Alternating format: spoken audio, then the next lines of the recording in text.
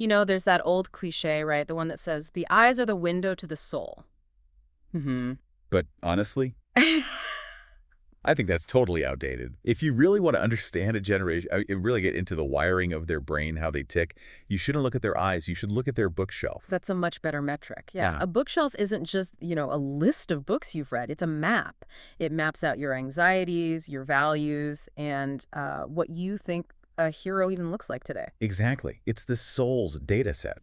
And today, we're doing a deep dive into a very specific stack of 11 books.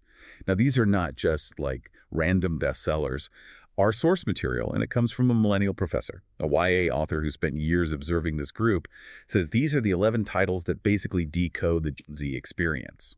And we should probably define that, right? We're not just talking about teenagers here. This demographic, it goes from high school all the way up to people turning 30 this year. It's a huge slice of the population. Right. And the whole vibe is just different. We know they grew up online, that's a given, but the source points to something more nuanced. They are obsessed with changing the world, but they also have this radical honesty about how broken it all is. That's the tension right there. They aren't looking for stories that pretend everything's okay. They want stories that say, yeah, this is a mess, so what are we going to do about it?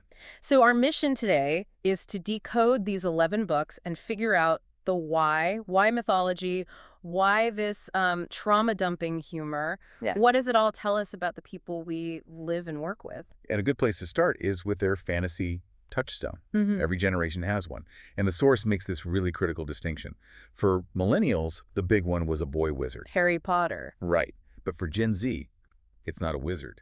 It's a demigod. And we are talking, of course, about A Lightning Thief, the whole Percy Jackson series by Rick Riordan. Exactly. I mean, if you were born in the late 90s, early 2000s, this wasn't just a book. It was like a whole cultural framework. On the surface, it looks like a standard chosen one story. Percy Jackson finds out his dad is Poseidon. He goes to Camp Half-Blood. He fights monsters. Standard stuff. But, and this is where it gets really interesting, the reason why he's a hero is completely flipped from something like Harry Potter. That is the key insight. Yeah. Yes. In Harry Potter, you're special because you have magic. You're special because you're better. In Percy Jackson, the things that make you struggle in the real world, they're the very things that make you a warrior. Let's unpack that a little. So Percy has ADHD and dyslexia. In a classroom, those are problems. They're deficits. Right. But Riordan just completely reframes them in the book, The Dyslexia. Yeah. It's because his brain is hardwired for ancient Greek, not for English. It's a different operating system. Yeah. And the ADHD isn't an inability to focus. It's his battlefield reflexes.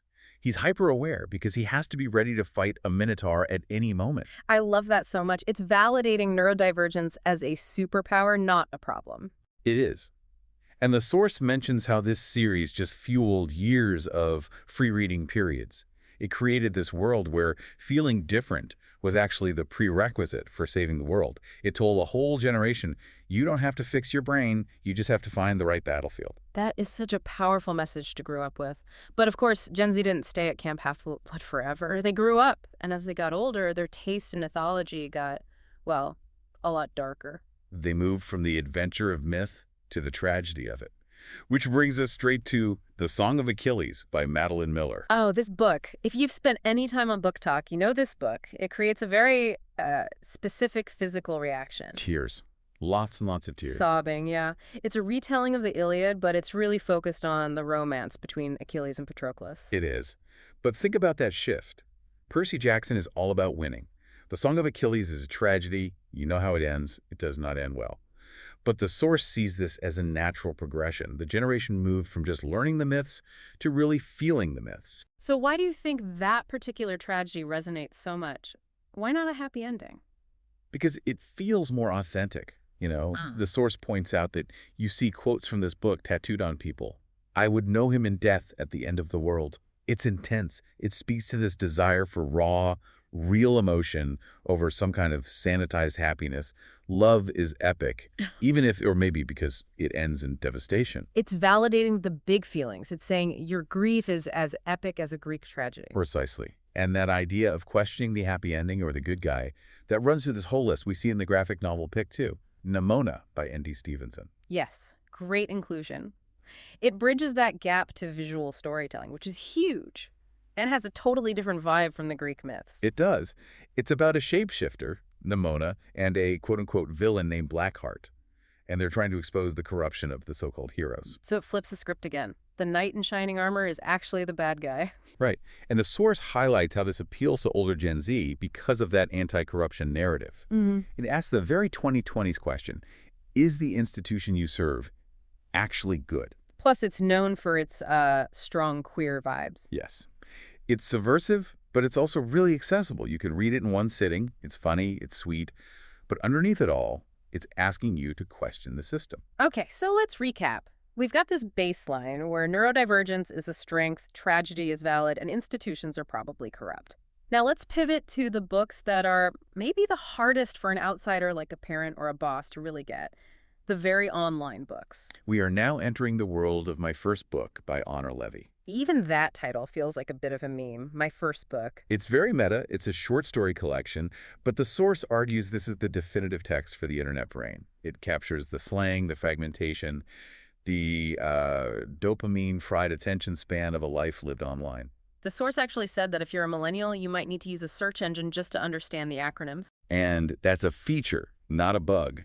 It works as a shibboleth. A shibboleth. Yeah, a kind of code word. It tells you who's in the group and who's out.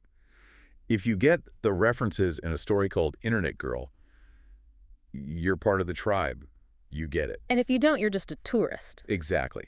It's reflecting a life that's hyper-aware, a little detached, and always sort of performing its own sadness for an audience. It's like reading a Twitter feed that gained consciousness. That sounds exhausting, but also, yeah, incredibly accurate.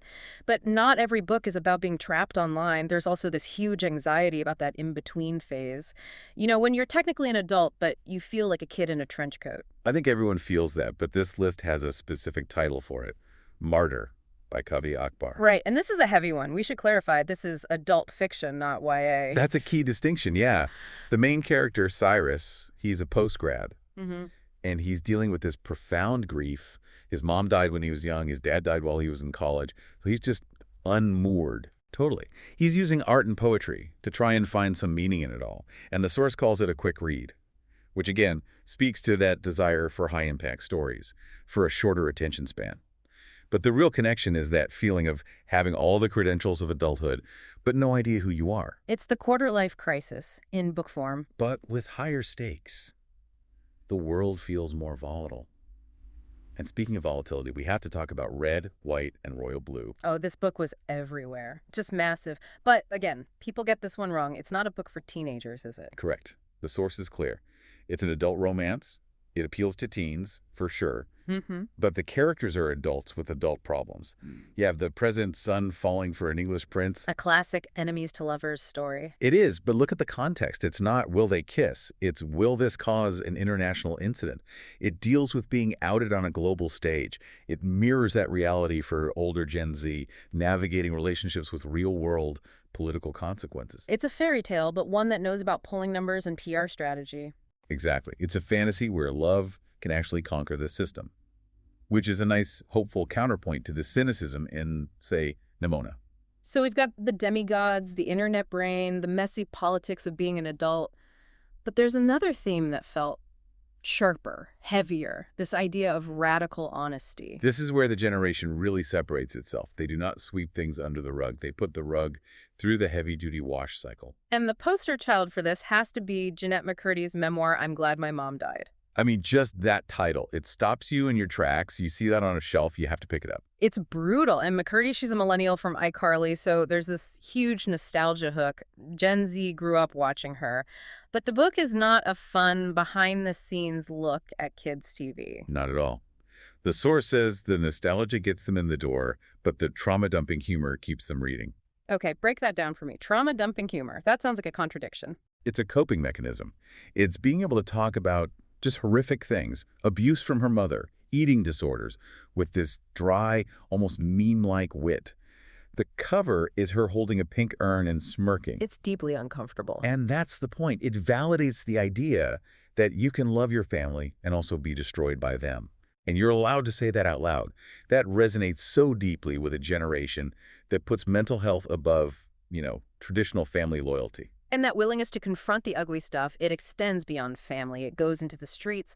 We have to talk about The Hate U Give by Angie Thomas. This is what the source calls the social mirror. And you have to remember the context. Gen Z came of age during the rise of Black Lives Matter. They saw police violence happening on their phones in real time. So this book gave them a vocabulary for what they were seeing. Exactly. It follows Star, a teenager who sees her unarmed friend shot by police. But the insight isn't just the trauma. It's about what happens after. It's about code switching between her fancy prep school and her neighborhood. And the pressure to become an activist. Yes. It shows that political action isn't always a choice. Sometimes it's a survival mechanism. It bridges that gap between personal trauma and public action. There's one more in this social mirror category that takes a really different tack. Yellow Face by R.F. Kuang. This one is a satire, and it is biting. It goes after the publishing industry itself. The premise is just wild. A white writer steals a manuscript from her Asian rival, who has just died in a freak accident, and she publishes it as her own. It sounds like a thriller, but it's really a dark comedy about cultural appropriation. Yeah. Who owns a story? Who gets to tell it? The source mentions it was a Reese Witherspoon pick, so it has broad appeal, but at its core, it's using that same trauma-dumping humor. It lets you laugh at the absurdity of it all while still seeing how messed up it is. It seems to be the delivery system for the heaviest topics. Abuse, racism, corruption. If you can make it a satire, if you can meme it, you can process it. It's a defense against despair. Speaking of things that hurt, let's talk about stakes. Looking at this list, the stakes are almost never low. It's always life or death. High stakes and a ticking clock. That's the final pattern. And it starts with a mystery. One of Us is Lying by Karen M. McManus. The source called this the Breakfast Club with a dash of murder. Which is a perfect hook. You've got the setup, 4 students in detention, the jock, the princess, the criminal, the brain. But then one student dies, peanut oil in his water, anaphylactic shock, and the other 4 are suddenly murder suspects. But think about how different that is from the Breakfast Club. In that movie, detention bonds them. They walk out as friends. Right. In this book, detention divides them. The tension is all about suspicion. The source says this highlights a generational trust issue. They do have to lean on each other eventually, but it's not a given. It's about surviving a brutal social world where everyone has a secret. High school is a survival game. Exactly. And if we want the ultimate ticking clock and the ultimate challenge to the happy ending, we have to end with They Both Die at the End by Adam Silvera. I love this one. The title is the biggest spoiler in history. It literally tells you the ending. And it's still a massive bestseller. People read it knowing what's coming. The premise is this. In this world, a company called Deathcast calls you on the day you're going to die. You get about a 24-hour warning. So 2 boys, Mateo and Rufus, they both get the call. They're strangers. They meet on an app for people on their end day, and they decide to spend their last hours together. And they fall in love. Swiftly, yeah. intensely. But here is the profound philosophical shift. Gen Z is often called cynical, but this book shows they are deeply romantic. They've just redefined what a successful relationship is. Because they die. There's no loophole. The title is not a trick. They die. But the book asks, is a relationship only good if you grow old together? Or is it enough to truly, authentically connect with someone, even if it's just for one day? That is. Wow, that's a heavy question for a YA novel. It is. But it goes back to that radical honesty. This generation knows the world is unstable. They know time isn't guaranteed. So they value the intensity of a moment over the promise of longevity. That really puts the whole bookshelf in perspective.